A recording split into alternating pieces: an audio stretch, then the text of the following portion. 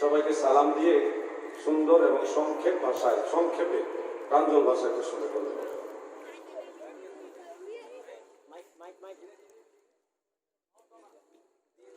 আসসালামু আলাইকুম রাহমাতুল্লাহ। ওয়ালাইকুম আসসালাম।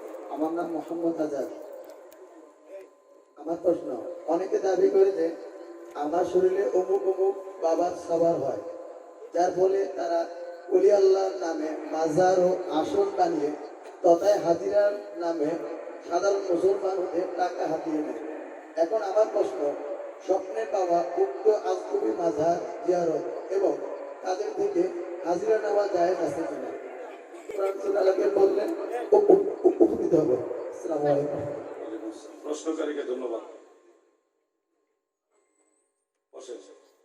ঠিক করেন। প্রশ্ন করার জন্য আপনাকে আন্তরিক ধন্যবাদ। কোন ব্যক্তি যদি এই ধরনের দাবি করেন যে আমার উপরে আউলিয়া কেরাম বা অমুক অলি রুহু আসর করে, আমার উপরে তাসির করে, সেই নিরিখে যদি বিশেষ কোনো স্বার্থ হাসিলের চেষ্টা উনি করে, তাহলে এটা ছলনা ছাড়া আর কিছুই আমার কাছে মনে হচ্ছে না। তবে আল্লাহর ওলিরা রুহানি ভাবে সায়ের করতে পারে, এটা সত্য। আর যার উপরই আল্লাহর ওলিরা রুহানি ভাবে এসে কখনো যদি দেখাও দেয় বা অনুভব করার ওরকম হয়, সে যে মানুষের কাছে এইভাবে টাকা পয়সা হাতানোর জন্য এরকম ধান্দা করবে, এরকমও সাধারণত আমরা জানি না। কারণ ওলি আল্লাহদের সাথে যার রুহানি সম্পর্ক থাকে, এটা মুরাকাবার মাধ্যমে থাকতে পারে, এটা অন্যভাবে আল্লাহ তাআলার দয়ায় থাকতে পারে, কিন্তু এই ধরনের ব্যক্তিদের কাছে থাকবে বলে আমার বিশ্বাস হয় না, যারা এটা দাবি করে মানুষের কাছ থেকে টাকা হাতাবে, আসন সাজাবে, এই দাবির উপরে মানুষের কাছ থেকে কালেকশন করবে, বিশেষ টাকা পয়সা ধান্দা করবে, এই ধরনের লোকের কাছে আল্লাহর ওলিরা এসে দেখা দিবে, এটা আমার বিশ্বাস হয় না। তবে আল্লাহর ওলিরা সাহায্য করতে পারে। একটা রিওয়ায়াত আপনাদেরকে বলতে পারি,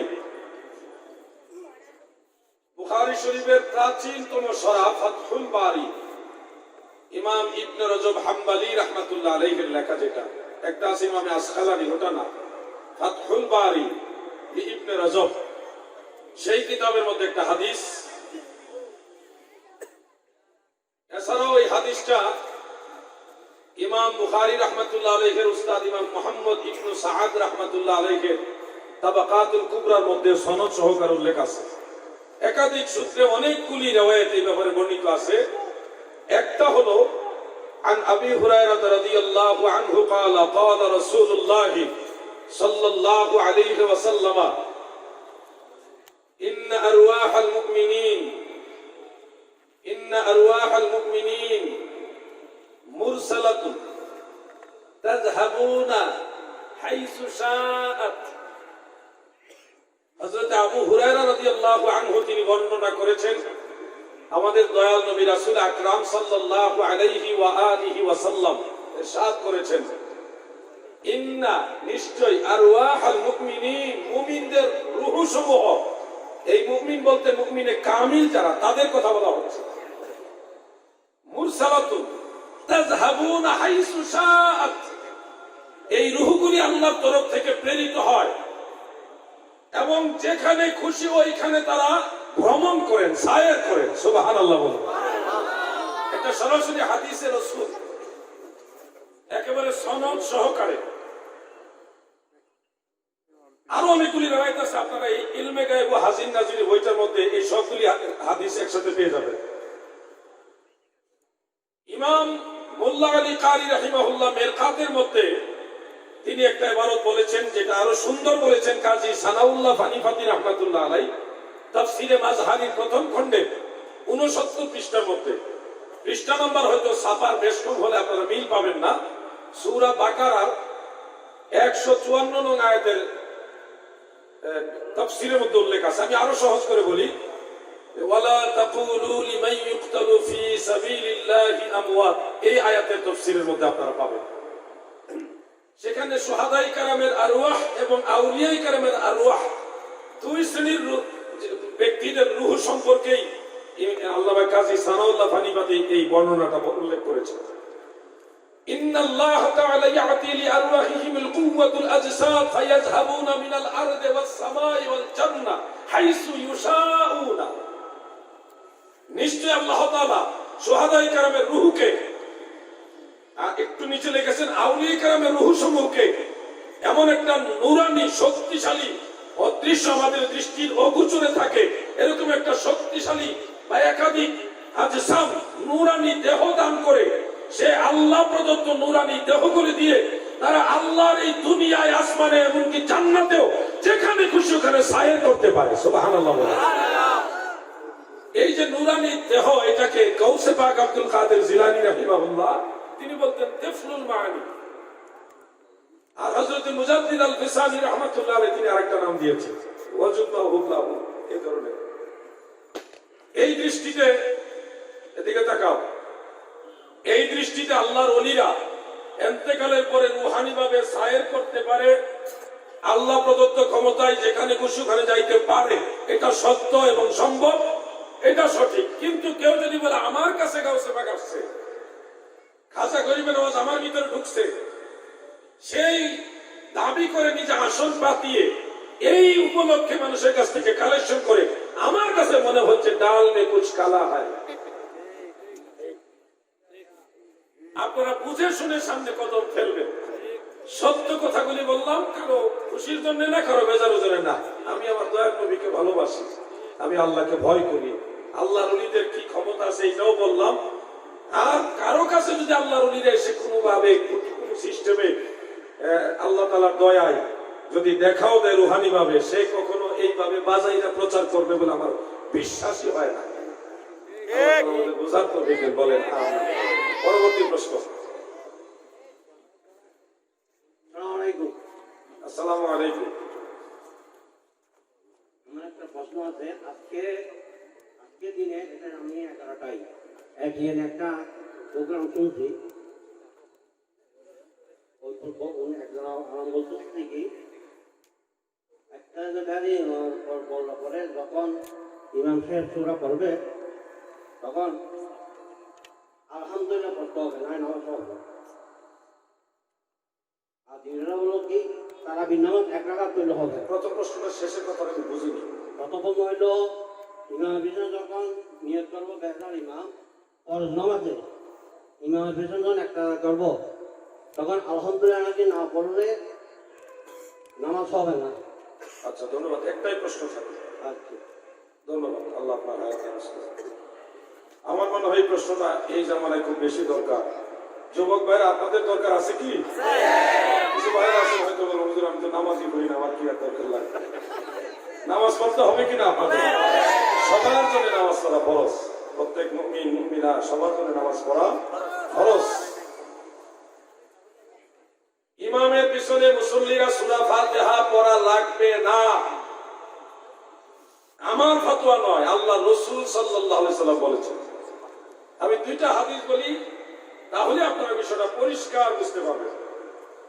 1 নম্বর, যেটা সহিহ বুখারী সহ অনেকগুলি কিতাবের মধ্যে আছে, আল্লাহ রাসূল সাল্লাল্লাহু আলাইহি সাল্লাম বলেছেন, লা সালাতা ইল্লা বিফাতিহাতিল কিতাব, সূরা ফাতিহা ব্যতীত নামাজ হবে না। সঠিক হাদিস, সহিহ হাদিস, এটাই হলো হাদিসের মধ্যে তাদের প্রধান দলিল। কিন্তু এই ভাইয়েরা আরেকটা হাদিস প্রচার করে না, কেন করে না জানি না, নাকি জানেই না তাও জানি না। আরেকটা হাদিস আমি বলে যাই, এই হাদিসের আরেকটা অংশ আছে, ওটা তারা প্রচার করে না। 3টা কিতাবের নাম বলি, মনে রাখার চেষ্টা করবেন। 1 নম্বর, ইমাম বাইহাকি রাহমাতুল্লাহ আলাইহির কিরাআতু খালফাল ইমাম, ওই কিতাবের মধ্যে হাদিসটা উল্লেখ, 3টা riwayat উল্লেখ আছে। 2 নম্বর, ইমাম দারাকুতনি রাহিমাহুল্লাহ এর আস-সুনানের মধ্যে হাদিসটা উল্লেখ রয়েছে। দাদু ভাই আমার গভীর মনোযোগ দিয়ে শুনবেন। 3 নম্বরে এই হাদিসখানা খলিল আহমদ সাহারানপুরি তিনি বজলুল মাজহুদ ফি হাল্লে আবি দাউদ সেখানে উল্লেখ করেছেন। হাদিসটা হলো এইভাবে, 3টা riwayat আছে, একই হাদিস 3টা riwayat উল্লেখ আছে। عن جابر بن عبد الله رضي الله تعالى عنه قال سمعت رسول الله صلى الله عليه وسلم يقول من صلى ولم يقرأ بأم القرآن فلم يصلي إلا وراء الإمام হযরত জাবের রাদিয়াল্লাহু আনহু বলেন আমি আল্লাহর রাসূলকে বলতে শুনেছি গো, আল্লাহর রাসূলকে বলতে শুনেছি, দয়াল নবীজি বলেছেন মান সাল্লা, যে ব্যক্তি সালাত আদায় করলো, ওয়ালাম ইয়াকরা বিউম্মিল কুরআন, কিন্তু সেই নামাজে উম্মুল কুরআন মানে সূরা ফাতিহা পড়লো না, ফালাম ইউসাল্লি, সেজন্য নামাজই পড়লো না, অর্থাৎ সূরা ফাতিহা না পড়লে নামাজ হয় না। নবীজি এরপরে বলতেছেন ইল্লা ওয়ারাল ইমাম, তবে ইমামের পিছনে হলে ভিন্ন কথা, মানে ইমামের পিছনে হইলে পড়া লাগবে না। সুবহানাল্লাহ। দেখেন হাদিস কিন্তু একটাই, সূরা ফাতিহা না পড়লে নামাজ হবে না, হাদিস কিন্তু একটাই, কিন্তু এই হাদিসের শেষের একটা অংশ আছে, সেই অংশটাও একাধিক সূত্রে বিভিন্ন কিতাবে আছে, তিরমিজি শরীফের মধ্যে মওকুফ রূপে আছে, সহিহ সনদে। সেই হাদিসটা ইমামের পিছনে যে পড়া লাগবে না, এই কথাটা ওনারা বলে না কেন? হয়তো তারা জানে না, আর না হয় এখানে তাদের কোনো উদ্দেশ্য আছে, গোপন রাখার একটা উদ্দেশ্য আছে। এবার কোরআনের একটা আয়াত আমি আপনাদের শোনাই, তাহলে বিষয়টা ক্লিয়ার হয়ে যাবে। সূরা আরাফ 204 নং আয়াত, সূরা আরাফ 7 নম্বর সূরা, আয়াত নম্বর কত? 204, 204 একেবারে মুখস্থ করে রাখেন।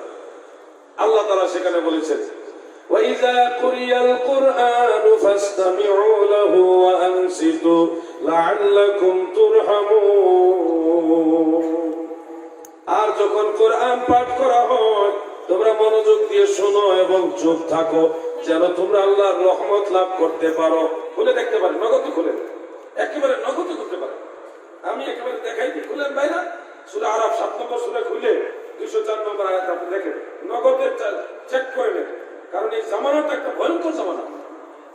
মুরব্বী আপনিও যদি মোবাইল ব্যবহার জানেন তাহলে আপনি খুলে দেখতে পারেন 204 নং আয়াত দেখেন, وَإِذَا قُرِئَ الْقُرْآنُ فَاسْتَمِعُوا لَهُ وَأَنصِتُوا لَعَلَّكُمْ تُرْحَمُونَ। অনুবাদ করেছে, আর যখন কোরআন পাঠ করা হয় তখন তাতে কান লাগিয়ে রাখো এবং নিশ্চুপ থাকো, যাতে তোমাদের উপর রহমত হয়।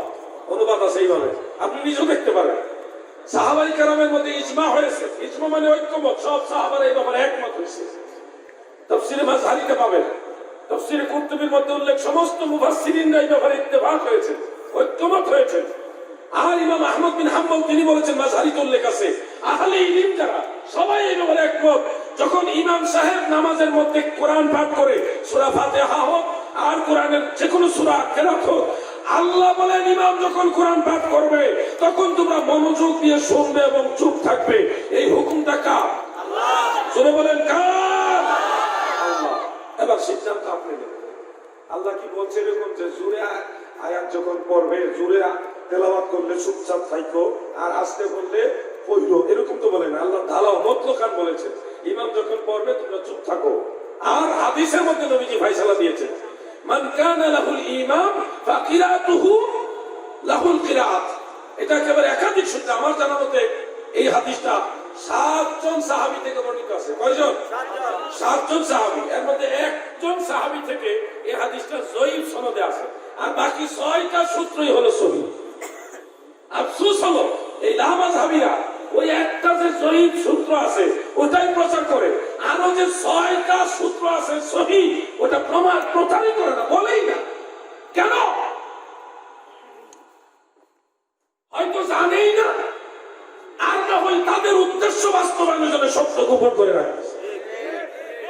এই জন্য ইমাম যখন কেরাত পড়বে, সূরা ফাতিহা হোক আর কেরাত হোক, সেহরি কেরাত হোক আর খফি কেরাত হোক, জোরে কেরাত হোক আর আস্তে কেরাত হোক, আমরা ইমামের পিছনে তিনার অনুসরণ করবো। জোরে পড়লে মনোযোগ দিয়ে শুনবো এবং চুপ থাকবো, আর আস্তে বললো তিনার কেরাতই আমাদের কেরাত। ফায়সালা দিয়েছেন আল্লাহ রাসূল। এটা কোন মুফতি মুহাদ্দিস, কোন মাযহাবের ইমাম, কোন তরিকার ইমাম, কোন পীর মাশাইখের মাসালা না, স্বয়ং রাহমাতুল লিল আলামিনের দেওয়া মাসালা। আর যদি সূরা ফাতিহা ছাড়া নামাজ হবে, এটা হলো ইজা কানা ওয়াহদা, মুসল্লি যখন একা একা নামাজ পড়বে, আপনি যখন একা একা নামাজ পড়বেন ইমামের পিছনে না, সুন্নত নামাজ, ওয়াজিব নামাজ, বিতের অথবা নফল যে কোনো নামাজ একা একা যদি পড়েন, ফরজ নামাজ যদি একা একা পড়েন, তখন আপনাকে সূরা ফাতিহা পড়তেই হবে। তখন সূরা ফাতিহা না পড়লে আপনার নামাজই হবে না। আল্লাহ তাআলা যেন আমাদের সবাইকে বোঝার তৌফিক দেন, বলেন আমিন। এগুলি হলো এক ধরনের ধোঁকাবাজ, মানুষের আমল নষ্ট করে। আপনারা একটা মাসালা জানেন কিনা, ধরেন ইমাম সাহেব নামাজ শুরু করে দিয়েছে, আপনি ওযু করে মসজিদে ঢুকে দেখেন উনি রুকুতে চলে গেছে। তো এই মুহূর্তে যদি কোনো মুসল্লি রুকুতে আল্লাহু আকবার বলে হাত বেঁধে রুকুতে চলে যায়, তাহলে ওই রাকাতটা সে পেয়ে যায়। রুকু পর্যন্ত পাইলে কিন্তু রাকাত পেয়ে যায়, এটা মাসালা, একেবারে রাসূলের পাকের দেওয়া মাসালা। রুকু পর্যন্ত যদি আপনি আল্লাহু আকবার বলে আপনি করতে পারেন গিয়ে, তাহলে আপনি ওই রাকাত আপনি পাবেন। এখন যদি আপনি বলেন সূরা ফাতিহা ইমামের পিছনে যদি না পড়ি তাহলে নামাজ হবে না, তা আপনি তো সূরা ফাতিহা পাননি, কেরাত পান নাই, গিয়া পাইছেন রুকুতে, আপনি নামাজ হবে কিভাবে? কথা বুঝতে পারছেন ভাই? এই জন্য ইমামের নিযুক্ত করা হয় মূলত ইন্নামা জুইলাল ইমামু লিউতাম্মা বিহি, নাসাই শরীফের মধ্যে উল্লেখ, সহিহ মুসলিমে আবু মুসা আশআরী রাদিয়াল্লাহু আনহু উল্লেখ, আর নাসাই শরীফে ইবনে মাজাহ শরীফে হযরত আবু হুরায়রা রাদিয়াল্লাহু আনহু বর্ণিত। রাসূল পাক বলেন ইমাম নিযুক্ত করা হয় তিনার আনুগত্য করার জন্য। ফাইজা কাব্বারা ফাকাব্বিরু, ইমাম যখন তাকবীর বলবে, আল্লাহু আকবার বলবে, তোমরাও আল্লাহু আকবার বলো। ওয়াইজা কারাআ ফানসিতু, যখন ইমাম কিরাত পাঠ করে তোমরা চুপ থাকো, রাসূল বলতেছে। আল্লাহ তাআলা আমাদের বুঝার তৌফিক দেন, আমিন। এই ব্যাপারটা ডিটেইলস আমার লেখা প্রিয় নবীজির সালাতে বইটার মধ্যে আছে, প্রয়োজন মনে হলে বইটা নিতে পারেন। পরবর্তী প্রশ্ন। আসসালামু আলাইকুম। হুজুর কাছে আমার প্রশ্ন হলো, সৈয়দ আহমদ সম্বন্ধে আহলে সুন্নাত ওয়াল জামাতের আকীদা। এই প্রশ্নগুলি এড়ায় যান, অনেক ঝগড়া হয়েছে এগুলো নিয়ে। এটা আপাতত আমি করলাম, এটা উত্তর দিছি বহু, বাদ দেন, অন্য পরবর্তী যান। মাসলাক নিয়ে অনেক ঝগড়া হয়েছে, অনেক ঝগড়া হয় নিজেদের মধ্যে, আমরা নিজেরা অনেক ঝগড়া করছি, আর চাই না এগুলি সিলসিলা ঝগড়া আছে। আমরা সুন্নিয়তের অগ্রগতি চাই, সুন্নিয়তের ঐক্য চাই। যারা সুন্নি আকীদা বিশ্বাস করে তারা সবাই শুনবে, সবাই মিলে একসাথে যদি বাংলাদেশে আমরা মাঠে নামি, তাহলে কোনো বাতিল আমাদের প্রতিহত করতে পারবে। আকীদায় যারা সুন্নি তারাই সুন্নি। বলেন। আসসালামু আলাইকুম ওয়া রাহমাতুল্লাহ। ওয়া আলাইকুম আসসালাম ওয়া রাহমাতুল্লাহ। আমার প্রশ্নটা, আমি কোন এক জায়গায় দেখছি মসজিদের মুয়াজ্জিনদের সাথে যারা মসজিদ কমিটি পরিচালনার মধ্যে থাকেন, ওনারা খুব কাজে ব্যবহার করেন, মনে হয় যেন ওরা কাজের লোক মসজিদের। তো আমি মুয়াজ্জিনের সম্মান নিয়ে কিছু বলার জন্য হুজুরের কাছে বিনয় অনুরোধ করছি। অনেক ধন্যবাদ। আসলে খুব দুঃখজনক বিষয় যে অনেক মসজিদে মুয়াজ্জিন সাহেবদের সাথে মসজিদ কমিটির সভাপতি, সেক্রেটারি, অন্যান্য যারা আছে কর্মচারীর মতো আচরণ করে। এটা আসলে খুব দুঃখজনক বিষয়।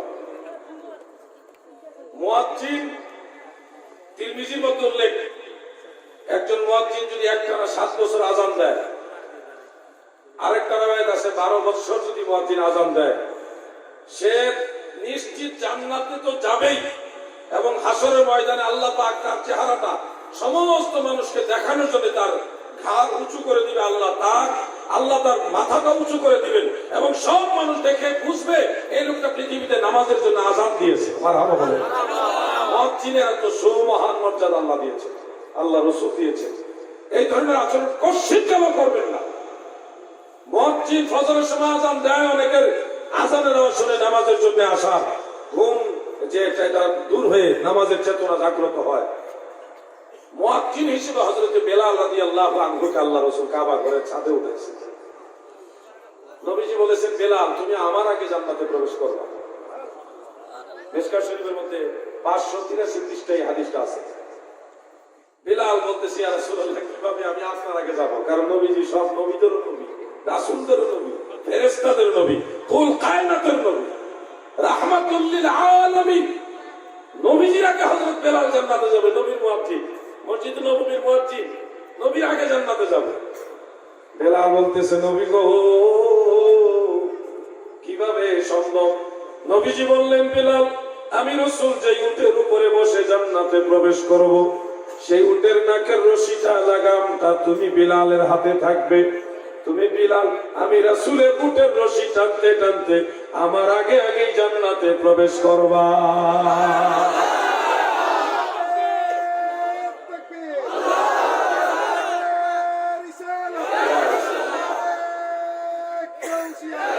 প্রিয় বন্ধুরা,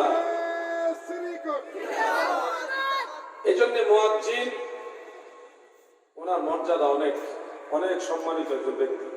আপনি সভাপতি হয়েছে, শোনেন, পাগলামি সব জায়গা করেন না। অনেক ক্ষেত্রে ইমাম সাহেবের চাইতে আমলে আখলাকে মুয়াজ্জিনের উন্নতি অগ্রগতি বেশি দেখা যায়। অতএব ইমাম সাহেব এবং মুয়াজ্জিন মসজিদের খাদেম যারা, তাদের সাথে সুন্দর ব্যবহার করবেন। আমিও আমার ওই ভাইয়ের সাথে একমত পোষণ করে অনুরোধ রাখলাম। এরপরে বেশি লম্বা না করে এটাই সর্বশেষ প্রশ্ন হিসেবে নেই।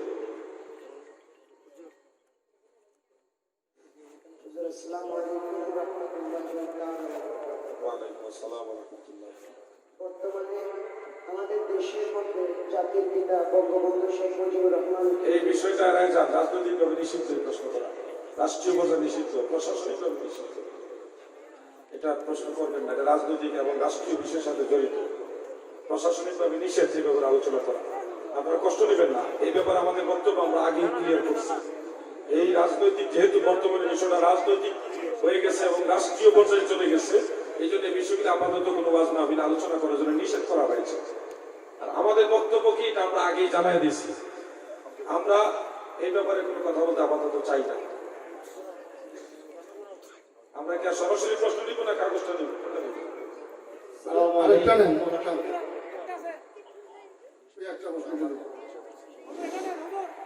আসসালামু আলাইকুম ওয়া রাহমাতুল্লাহি ওয়া বারাকাতুহু। আমি হুজুরের কাছে জানতে চাচ্ছি যে হাফিজুর রহমান সিদ্দিকী উনি বলতেছেন ইমাম হুসাইনকে কারবালার ময়দানের মধ্যে যেভাবে নিষ্ঠুরভাবে শহীদ করেছেন, কেউ যদি বলেন যে ইমাম হুসাইন রাদিয়াল্লাহু আনহু শহীদ হওয়ার পিছনে ইয়াজিদের কোনো হাত ছিল না বা ইয়াজিদ দোষী নয়, তাহলে আমরা এই কথা সমর্থন করবো কিনা বা এটা সত্য কিনা, এইভাবে প্রশ্নটা নিলাম। আপনারা কি মনে করেন? কোন ব্যক্তি সমালোচনা আমাদের দরকার নেই। আমি এই ব্যাপারে অনেক জায়গায় সুস্পষ্টভাবে বলেছি, ইমাম হুসাইন রাদিয়াল্লাহু তাআলা আনহু ওয়া নাওয়ারাল্লাহু মারকাদা ওয়া আকরামা মাসওয়া, তিনি শহীদ হওয়ার পিছনে এক নম্বর দায়ী, এক নম্বর দোষী, এক নম্বর আসামি হলো ইয়াজিদ। কিভাবে এক নম্বর? দুইটা কিতাবের নাম বলে মনে রাখবেন। একটা হলো তারিখ ইবনে আসাকির, আর একটা হলো তারিখুল খুলাফা ইমাম সুয়ুতী। সেখানে উল্লেখ আছে উবাইদুল্লাহ ইবনে জিয়াদ, ইয়াজিদের সেনাপতি, তার প্রতি ফাকাতাবা ইয়াজিদুন ইলা ওয়ালিহি বিল ইরাক, ইরাকের গভর্নর উবাইদুল্লাহ ইবনে জিয়াদ, তার প্রতি ইয়াজিদ নিজে চিঠি লিখেছেন বিকিতালিহি, হুসাইনের সাথে যেন যুদ্ধ করে, এরই ব্যাপারে আদেশমূলক চিঠি দিয়ে নির্দেশ দিয়েছিলেন ইয়াজিদ উবাইদুল্লাহ ইবনে জিয়াদকে। এবং সেই নির্দেশ পাওয়ার পরে একটা প্রসিদ্ধ বর্ণনা মতে 22,000 সৈন্য নিয়ে ইমাম হুসাইন রাদিয়াল্লাহু আনহু, যদিও তিনি সফরে কুফার উদ্দেশ্যে রওনা দিয়েছিলেন, যুদ্ধের জন্য নয়, সফরের জন্য দাওয়াতে আহ্বান দাওয়াতে সারা দিতে গিয়ে 6 মাসের শিশু বাচ্চা আলিয়াজগর সহ মহিলা সদস্য সহ তিনাদের নিয়ে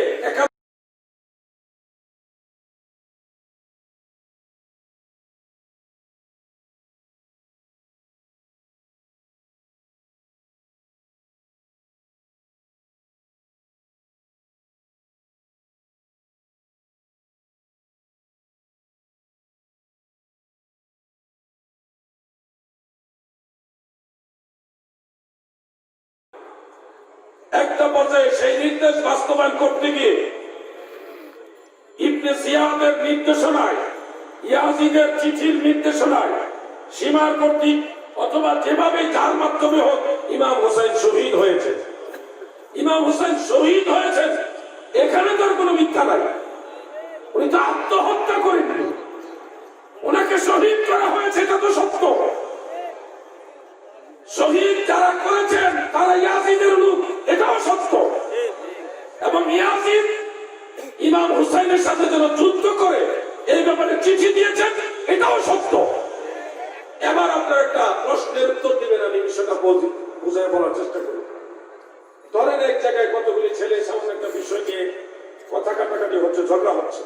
এমন অবস্থায় যদি মোহাম্মদ শাহিন ভাই যদি কিছু ছেলেকে বলে অমুকে অন্যায় করছে অথবা ন্যায় করছে, যাই করছে তাকে তোরা সবাই মিলে পিটাও, মারো, পিটাও। শাহিন সাহেবের নির্দেশনা পাওয়ার পরে ছেলেরা সবাই মিলে সে আব্দুর রহমানকে পিটানো শুরু করলো। এক পর্যায়ে সে মারা গেল, ওই আব্দুর রহমান মারা গেল। এখন যদি এই মার্ডারের মামলা হয়, কেস হয়, এই মার্ডার কেসের 1 নম্বর আসামি কে হবে বলে? জোরে বলেন। কেন? উনি তো মারেননি, হুকুম দিয়েছে পিটানোর জন্য। এই যে পিটানোর আদেশ দিয়েছে, এই জন্য হুকুমের আসামি হিসাবে ওই মার্ডার কেসের 1 নম্বর আসামি হবে যে হুকুম দিয়েছে সে। অতএব ইমাম হুসাইনের সাথে যুদ্ধ করার বা মারামারি করার বা হত্যা করার বা শহীদ করার লিখিত চিঠি আদেশ ইয়াজিদ যেহেতু দিয়েছে, এই জন্য ইমাম হুসাইন শহীদ হওয়ার পিছনে 1 নম্বর আসামি হলো ইয়াজিদ। আর সেই ইয়াজিদের কোনো দোষ ছিল না। যে বলবে হয় সে এই কারবালার ইতিহাস সম্পর্কে অজ্ঞ জাহেল, আর না হয় সে এই যুগের ইয়াজিদ, নবীর আহলে বাইতের দুশমন, ইমাম হুসাইনের দুশমন, ইয়াজিদের দালাল।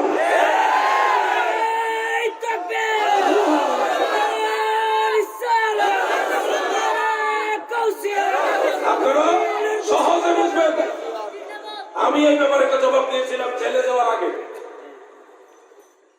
লামাজ হামিদের একজন বক্তা দাবি করেছে যে ইমাম হুসাইন রাদিয়াল্লাহু আনহুর সাথে ইয়াজিদের কোনো দুর্ব্যবহার করা হয়নি ইয়াজিদ কর্তৃক। ওই যে একটা আছে না, ইমাম হুসাইন রাদিয়াল্লাহু আনহুর শের মোবারক কাটার পরে, গর্দান মোবারক কাটার পরে বল্লমের ভিতরে এইভাবে বল্লমের মধ্যে মাথা মোবারক ঢুকাইয়া তারা আনন্দ মিছিল করছে।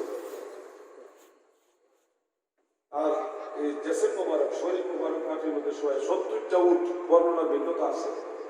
এই 70টা ঘোড়া এই শরীর মোবারকের মধ্যে বারবার দৌড়ায় দৌড়াই গেছে। আনন্দ মিছিল করতে করতে তারা প্রথম ইবনে জিয়াদের কাছে গেছে। ইবনে জিয়াদ একটা স্টিক দিয়া, শরীর মতো একটা স্টিক দিয়া নাক মোবারকে, চোখ মোবারকে, ঠোঁট মোবারকে গুতাইছে। এরপরে এই শের মোবারক, মাথা মোবারক ইয়াজিদের দরবারে নিয়ে যাওয়া হয়েছে। ইয়াজিদ একটা স্টিক বা ছুরি জাতীয় জিনিস দিয়া ইমাম হুসাইনের নাক মোবারকে এবং ঠোঁট মোবারকে, দাঁত মোবারকে গুতাইছে। খুব আনন্দিত হয়েছে। পরে যখন উপস্থিত মজলিসে অনেকে প্রতিবাদ করছে, তখন আবার ইয়াজিদ মায়া কান্না শুরু করেছিল। ইয়াজিদ বড় ছলনাময়ী ছিল, নাটকী ছিল, নাটকী। আমি আপনাদেরকে পরিষ্কার বলবো, যদি এই ব্যাপারে কখনো বাহাস করতে হয় তাও আমি প্রস্তুত। পরিষ্কার বলবো, যে এরকম দাবি করবে যে ইয়াজিদের দোষ ছিল না, ইমাম হুসাইন শহীদ হওয়ার পিছনে ইয়াজিদ দায়ী নয়, যে বলবে এই 1400 বছর পরে কেউ যদি ইয়াজিদ দেখতে চান, ওই ব্যক্তির চেহারার দিকে তাকান। যে বলবে ইয়াজিদের দোষ নাই, সে 90 ইয়াজিদ। ইয়াজিদ খুঁজে পাচ্ছেন না? ইয়াজিদ আপনার কাছে। ইয়াজিদের মাথায় টুপি আছিল, ইয়াজিদ কোরআনের হাফেজ আছিল, বড় আলেম ছিল, মুফতি ছিল, ফতোয়া দিত। ইয়াজিদ কোন অংশে নামাজের ব্যাপারে কোনো বা ইমামতি সবই পারত। আবার মদও খাইত, ইন্টারন্যাশনাল মদ খুঁজছিল ইয়াজিদ। মারাত্মক নারী লোভী ছিল, বদমাইশ ছিল, লুচ্চা ছিল ইয়াজিদ। এই ইয়াজিদ মদিনা মুনাওয়ারায় আক্রমণ করাইছিল। হাররা দিবস যেটাকে বলা হয়, মসজিদে নববীতে একটানা বহুদিন রাসূল পাকের মসজিদের মধ্যে গাধা, উট, ঘোড়া এগুলি বেঁধে রাখার জন্য তারা নির্ধারণ করছে। আর জায়গা পায় নাই মসজিদে নববীর মধ্যে। তারা উট, গাধা, ঘোড়া এগুলি বেঁধে রাখছে জন্য পেশাব পায়খানা করে। নবীর মসজিদে 3 দিন আযান একামত বন্ধ ছিল। মসজিদে নববীতে 3 দিন আযানও বন্ধ ছিল, একামতও বন্ধ ছিল। সাহাবায়ে কেরাম তিনারা যারা ছিল, যারা অনেকে লুকায় ছিল, অনেক অসংখ্য সাহাবীদেরকে তারা কতল করেছে, শহীদ করেছে। হযরত সাঈদ ইবনে মুসাইয়িব রাহমাতুল্লাহ আলাইহি পাগলের ভেষে রসুলের পাকে রওজা মুবারকের কিনারে গিয়ে লুকাই আছে। তিনি বলেন, কেউ আজান দেওয়ার ছিল না, কেউ একামত দেওয়ার ছিল না। সাহাবী তাবী যাদেরকে যেখানে পাইতো তারা ওখানে হত্যা করত। অসংখ্য মহিলাদের ইজ্জত নষ্ট করছে, সম্মান নষ্ট করছে, তারা শ্রীহানি করেছে। মহিলাদের, সাহাবীদের যারা মহিলা সদস্য ছিল, তাবীদের মহিলা সদস্য যারা ছিল, তাদের ইজ্জত নষ্ট করছে, জোর করে ইজ্জত লুণ্ঠন করেছে এই ইয়াজিদ বাহিনীরা। সাঈদ ইবনে মুসাইব বলে, কেউ আজান দিত না, মসজিদে নববীতে আজান বন্ধ ছিল, একামত বন্ধ ছিল, কিন্তু আমি রাসূলের পাকের রওজা মুবারকের কাছে লুকায় থাকতাম। যখন আজানের সময় হয়তো বুঝতাম আমার নবী রওজা মুবারকের ভিতর থেকে গুনগুনায় আজান দিত। যখন নামাজের সময় হয়তো নবীজি রওজা মুবারকের ভিতর থেকে গুনগুনায় একামত দিত। ইয়াসমাউহা মিন কাবরি নবী সাল্লাল্লাহু আলাইহি ওয়াসাল্লাম, তারমি শরীফের মধ্যে আছে। আমি আজানের শব্দগুলি রাসূলের পাকের রওজা মুবারক থেকে শুনছি। এই ইয়াজিদ কাবা ঘর আক্রমণ করেছিল সাহাবী আব্দুল্লাহ ইবনে জুবাইর রাদিয়াল্লাহু আনহুর বিরুদ্ধে। কাবা ঘরের মধ্যে অগ্নিস্ফুলিঙ্গ পাথরের মধ্যে বারুদ, আগুন সেটিং করে ভিতরে নিক্ষেপ করেছিল। সেই আগুন লেগে কাবা ঘরের গিলাফ সহ, কাবা ঘরের মধ্যে ইব্রাহিম আলাইহিস সালামের জামানায় যে এই পশুটা কুরবানি হয়েছিল, সেই পশুর মাথাটা টানানো ছিল মানুষ দেখার জন্য, বরকত নেওয়ার জন্য। সেই মাথাটা এই ইয়াজিদের নিক্ষেপিত আগুনের দ্বারা জ্বলে ছাই হয়ে গেছে। কাবা ঘরে গিলাফ জ্বালাইছে, পাথর নিক্ষেপ করতে করতে কাবা ঘর প্রায় ধ্বংস করে ফেলেছিল ইয়াজিদ। ওই দিন ইয়াজিদ মারা গেছে। ইয়াজিদ মারা গেছে, এর মধ্যে কয়েকটা বর্ণনার ভিন্নতা রয়েছে। একটা বর্ণনা হলো ইয়াজিদ মদ খাইয়া বান্দর নিয়ে খেলাইতো। এটা ছিল বান্দর, ইয়াজিদের একটা অভ্যাস, বান্দর নিয়ে খেলাইতো। বানর মান কি, বানর নিয়ে খেলাইতো। মদ খেয়ে বান্দর নিয়ে খেলাইতেছে এবং চরম ভাবে শরীরের মধ্যে অসুস্থ ছিল, অসুস্থ হয়ে গেছিল। এরপরে মদ খাওয়া ছাড়ে, বান্দর নিয়ে খেলাইতেছে, এই তরবারি নিয়ে খেলাইতেছে, ওর তরবারি ঘুরে এসে মাথার মধ্যে ঢুকে পড়ছে। আরো অনেকগুলি বর্ণনা ভিন্নতা আছে, আমি একটা বললাম। সেই ইয়াজিদের জন্য 1400 বছর পরে এসে বলতেছে ইয়াজিদের দোষ নাই। আমি বলি, ভাই আসসালামু আলাইকুম। আসসালামু আলাইকুম। ওয়া আলাইকুম আসসালাম। হুজুর, আমরা সবাই জানি হুজুর কেবলা হচ্ছে আওলাদে রাসূল, কিন্তু এখন কথা হচ্ছে আমরা সবাই জানি ইমাম হাসান এবং ইমাম হুসাইন শহীদ হয়েছেন। এখন আমার প্রশ্নটা হচ্ছে আওলাদে রাসূল, এবং আমরা জানি যে কি উনি হুজুর কেবলা, এখন উনি কিভাবে এবং কততম আওলাদ? এটা আসলে আমার প্রশ্নটা করার কারণ হচ্ছে আমাকে একটা কোশ্চেনটা করেছে, আমি আনসারটা দিতে পারিনি। ধন্যবাদ, ধন্যবাদ, বুঝতে পারছি। হুজুর কেবলা তৈয়ব শাহ রাহমাতুল্লাহ আলাইহি, হুজুর কেবলা তাহের শাহ মাদ্দাজিল্লাহুল আলিম, ওনাদের ব্যাপারেই তো বলছেন নাকি? আওলাদে রাসূল 100% সঠিক ওনারা। কিভাবে সম্ভব? ইমাম হাসান রাদিয়াল্লাহু আনহু শহীদ হয়েছেন, ইমাম হুসাইন রাদিয়াল্লাহু আনহু শহীদ হয়ে গেছেন, তো ওনাদের আওলাদ কোথা থেকে আসে? আসলে মানুষ না জানলে যা হয় আর। ইমাম হাসান রাদিয়াল্লাহু আনহুর আওলাদ ছিল, সন্তানাদি ছিল। ইমাম হুসাইন রাদিয়াল্লাহু আনহু আওলাদ ছিল। এর মধ্যে প্রসিদ্ধ একজনের নাম বলি, যাইনুল আবিদিন হাসান শহীদ জোহরেতে হুসাইন শহীদ কারবালা।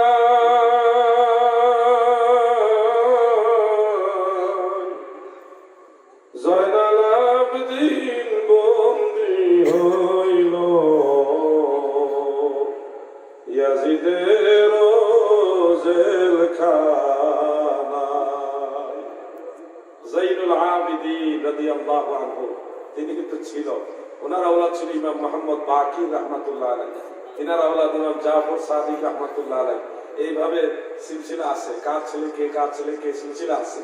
তো আওলাদে রাসূল যিনারা, তিনাদের কাছে ওনাদের বংশ তালিকা আছে। কারণ বাংলাদেশ সহ সারা পৃথিবীতে অনেক আওলাদে রাসূল আছে। ওনাদের সাজারা দেখবেন বংশ তালিকা, সেই তালিকাতে কেউ আছে দেখা যায় 39তম, কেউ 38তম, কেউ 41তম, কেউ 40তম, এরকম কম বেশ থাকতে পারে। তো আওলাদে রাসূল তাহের শাহ হুজুর কততম? 41তম। উনি রাসূলের পাকের বংশের 41তম পুরুষ, এবং সে বংশ তালিকা আছে।